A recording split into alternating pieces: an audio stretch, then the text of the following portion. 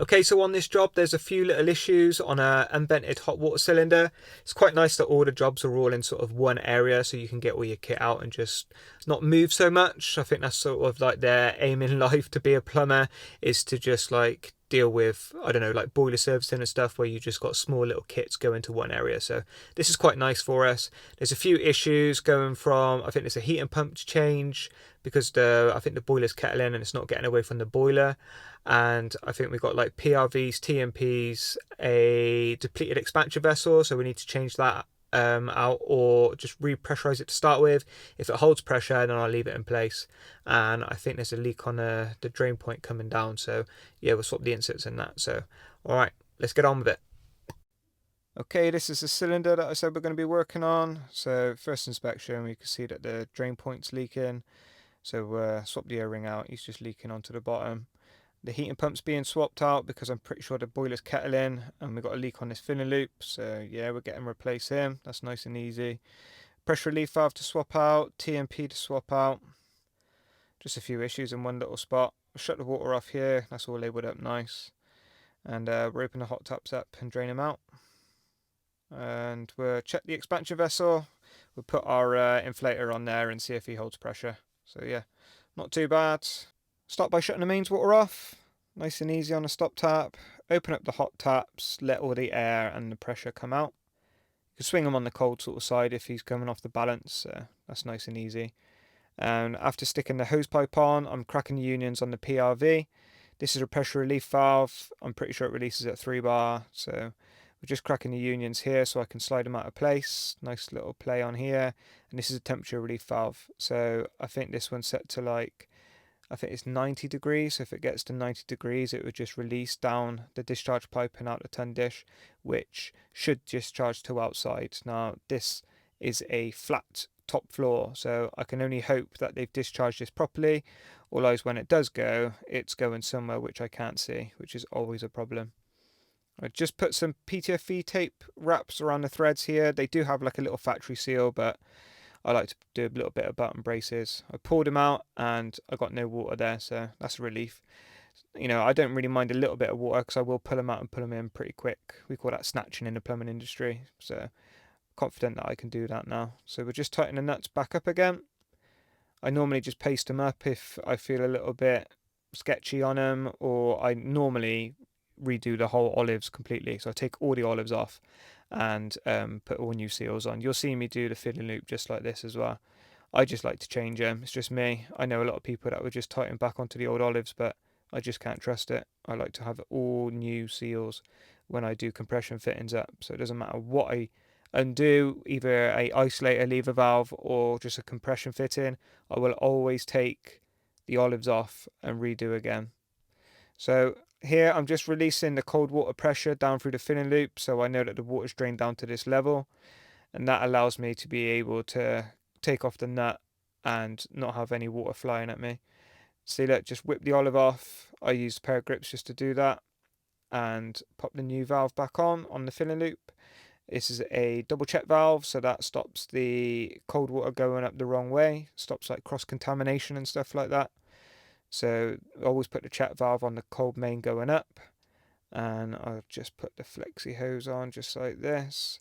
So this flexi then goes onto your heating system on the coil to pressurize your heating. Lovely. So this was that leaking valve that I see on the heating side. And what I'll do is I've got a bucket underneath me and I'll just open up the boiler fix straight into a bucket. And then as soon as it stops, I know I'm pretty safe to work on it. I might get a little bit of water coming back up, but you know, with a rag underneath and stuff, it's pretty easy. You can always stick your thumb over the end if you want, but so just replacing the olives on here as well. Like I said, I like to have a nice new pipe to seal onto. So I'm just cutting the top end off because he was a bit disturbed on the top part of the pipe work. So I just whipped him off with a pipe slice, cut 10mm off it. So I got a nice little bit of pipe to get back onto. Just do up the flexi hose back onto the top, nice and easy. Got a nice bit of slack. We don't want him kinked or anything like that. That's just nasty. Beautiful.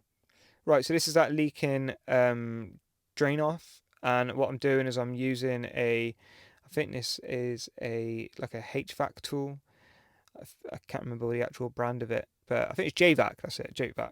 So yeah, he's a ratchet in, so I could get him on a 1/4 inch and undo him nice and easy. So I'm just going to snatch this because I don't know how much water's come in. So I've took the inserts out of a new valve and then pop in those inserts into this valve. They normally, you can interchange them a little bit. So I'm just pressurizing up the expansion vessel while the hot water and that's all empty. And we'll just check the pressure. Yeah, he's knackered. So we'll repressurize him back up. We'll set him to 3 bar. Push go, and he'll pressurize up nicely. And what we do is we go around to check, can we leave the taps open so it's got somewhere to push the actual water out. There we go, you can see the dregs coming out. There we go, he's reached 3 bar, nice. He's steady, so I'm just going to disconnect him and a little test. Beautiful. We'll just turn the water back on and do it the packing glands because these have a tendency of dripping. Turn the water back on and flush them through with the taps. Beautiful. Right, onto the central heating pump. So I use the same tool again on the pump valves. So we're just shutting the valves off either side of the pump. And I got quite lucky here. There's no water, the valves aren't passing. So I'm able to literally just pull the pump out, take the old seals off, and I like to run my finger off to make sure that the flat faces are nice and flat and there's no like jagged edges or something. Or I would either file them down or just change the pump valves completely. So new rubber washer goes on and on the underside one, and then we'll just pop the pump in place. And I think I just need a little bit more play to get the top washer in. So I just got to unscrew the clips underneath just to drop them down. There you go, perfect. So I've got enough space now to stick the O-ring in. Give them a nice little squeeze up with some pump pliers. These are from Nipex, these are my go-to ones. And yeah, do them up. Pop the old connector off, double check that he's off on isolated. I use a flute tester and he's nice and dead, so I cut him off and I strip the wire using my Nipex wire stripper. This thing's beautiful. If you're working on flex wires from heating systems, this thing just strips nice and easy. 3 ports and 2 ports. It's a beautiful little thing just to quickly get him off.